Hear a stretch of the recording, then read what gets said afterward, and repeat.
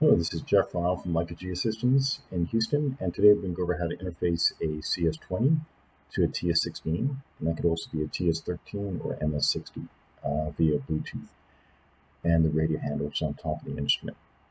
We're first going to go over an overview of the RH17, 16s, and the old 1200s, and then we'll discuss how to back up the settings and data on the TS16. And what we want to do is we're going to format the internal memory system RAM on Windows. This is a good habit to get into, make sure you have a clean start. And it's good to do this at least once per year, just to clean up the internal memory on the TS16. So if you're having connectivity or range problems, this is the step to follow on your TS16 or 13 or MS60 to just to reset the radio handle to get a clean Bluetooth connectivity. Okay. Then we'll just go over the interface on the CS20 to communicate, and then later on we'll go over the old 1200 reset if clients have older systems. So what we'll do is we'll take a quick look at the older radio handles. So right now, the old RX1250 hooked up to what's called an RH1200. That's the old 1200 series. Then the RH15 came out around 2005, and it would hook up to a CS15. And the CS15 had an internal radio, okay? And then later on, the RH16 and 17 came out. So really, the RH16 and 17 are interchangeable, and it's using long-range Bluetooth. So we'd have to put a CTR16 radio cap on the CS15 to communicate via Bluetooth to the radio handle. We get around 1,200 foot range. Or the CS20 has the internal radio. If it's all black, then it has the internal radio. The cheaper basic CS20 would have a silver front, and it couldn't communicate via the radio. It's just got Bluetooth that's 300 feet. So that's how you tell really fast on your CS20 if it's got the internal radio. What I want you to notice on the radio handle, see there's a red stripe here? That means it's an RH1617 as Bluetooth. This came out when Imaging total stations came out. They needed the Bluetooth to transmit imaging across the data collector. The older RH15, see the green stripe here, and 1200, which was all white, basically were spread spectrum. They couldn't handle that bandwidth. So that's why they moved towards the red stripe RH1617 on the later models of robotics. Okay, we have a TS16 here, and we're going to get ready to configure and format the TS16 and then configure it with the TS20 or CS20, sorry. So what I can do is I can hit function Windows, and the first thing I like to do is go to my device. Let's double click, and then what we'll try to do is zoom in a little bit. Under my device backup, there's no Allobjects.zip file. I like to delete that first. So we'll hit delete, and we'll say yes. Okay. If you're ever in this screen and need to get back to Captivate, just hit the icon for Captivate. So when you format system RAM, it'll go back to Windows, and that's how you fire Captivate back up. So what we're going to do first, before we interface, is we're going to format system RAM and internal memory. So I go to Settings, Tools, and Format. And in this case, we'll hit System, and I won't actually do it because it'll take a little bit of time. It takes around 30 seconds, and it'll prompt you if you want to delete any of your work styles. So what we should do before we do that, if we have anything of value, we want to make sure we back it up. Okay, so right now I've got an SD card. So under Settings, Tools, Transfer Objects, what I could do is say all objects from internal to SD card. And if you had jobs, you can transfer them as well. If you had a whole bunch of jobs, you can check this box and transfer them via Windows. But we'll just hit OK, and that'll transfer and back up all the settings. So that's really important before you format anything. And it says you want to transfer anything else, we'll say no. A lot of guys don't have a lot of stuff on their TS16s because they might be just doing everything on the data collector.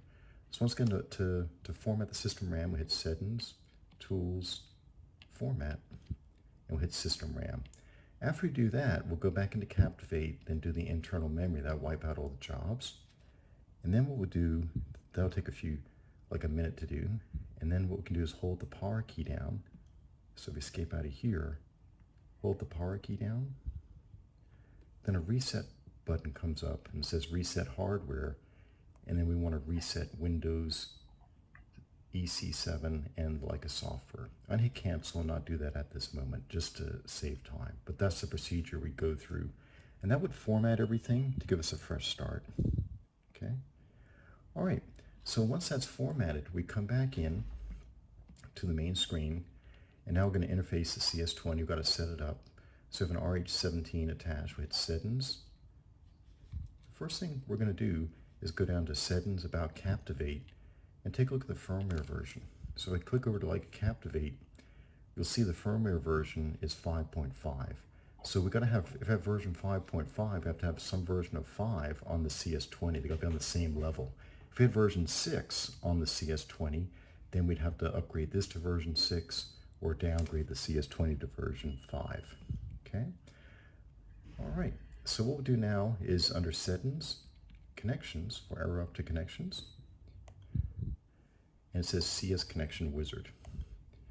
And in here, we're going to click the Leica Captivate, hit Next.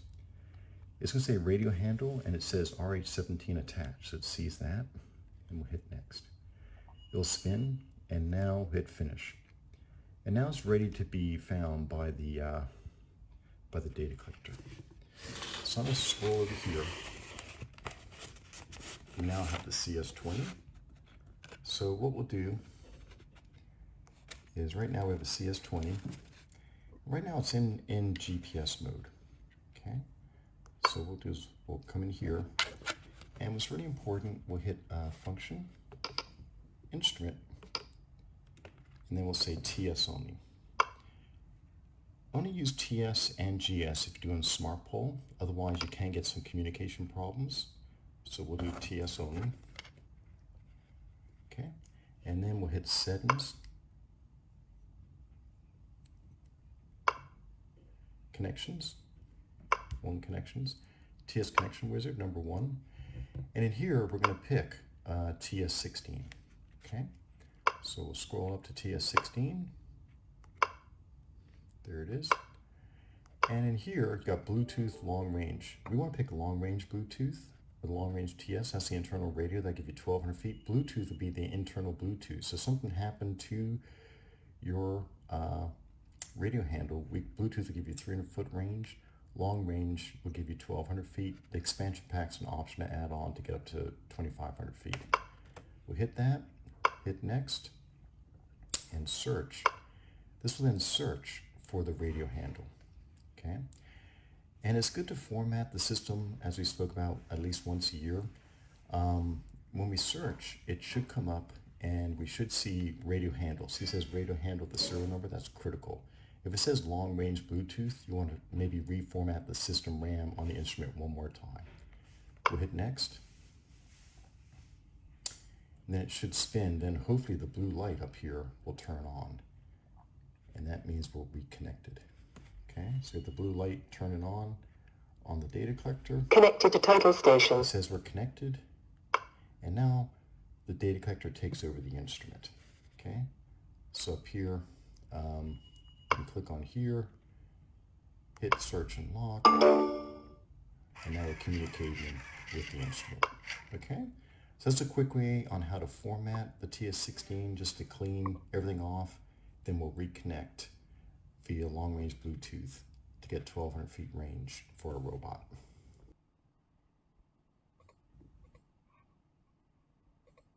Okay, now let's take a quick look. If you had a TS12 or the old 1200, how do we format the system RAM on these? So we go under Tools, main screen on the 1200, and then we'll go to number 1, Format Memory Device. And at the bottom, this quick format is to format the CF card if it's internal, and there's a F5 is system. So we'd hit that button, and that would format, may take 10-15 seconds. Okay. When it formats, you're going to lose your settings, so we're going to reset everything up. We'll hit main screen, 5, configure. Then we'll go to under, we'll first do our startup. So we do 5, configure, then go under startup, after general settings, number 3, and then we do electronic level. That means when you first turn it on, it'll boot up with the level screen. Now to set the RH17, we'd hit 5 configure, 4 interfaces, then we'll come down here to geocom mode, okay? And right now we're going to set a device up. So this will be port number 2, and make sure this is the only one. These other ones need to be turned off, otherwise there'll be a conflict.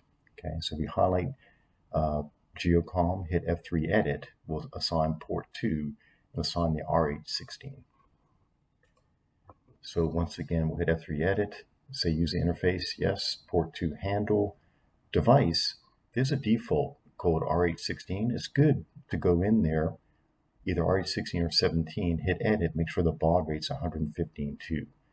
In this case, we hit F2 new and create a new device called an RH16 baud rate and spelled it out and make sure that that baud rate's stored. Sometimes if you format system RAM, it might default back to a baud rate of 1200.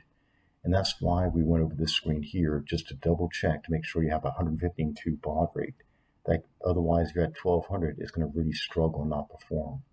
So that's a quick overview on the TS12 or 1203 or 1200 series, how to format the system and then just reconfigure your RH16 or 17 to communicate.